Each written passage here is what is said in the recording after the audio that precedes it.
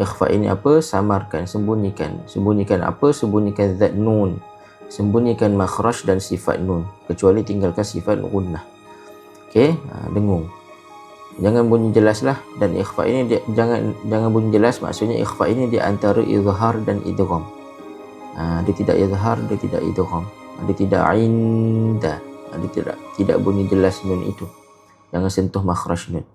Hujung lidah kita itu biar dia di awang-awangan, ataupun dia tidak juga idgham, dia tidak masuk terus ke dal.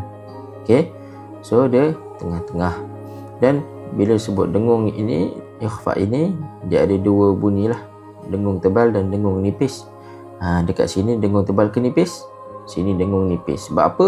Sebab nun jumpa dengan dal, nun jumpa dengan huruf selepasnya itu, dal itu hurufnya nipis, maka bunyi dengung kena nipis, dia follow.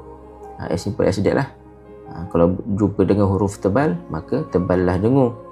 Jumpa dengan huruf nipis, nipislah dengung. Okay, dari sudut praktikal macam mana dengung nipis ini, biar kita punya lidah itu mendatar sahajalah. Pangkal lidah kita tu jangan naik biar kat bawah. Ilda, itu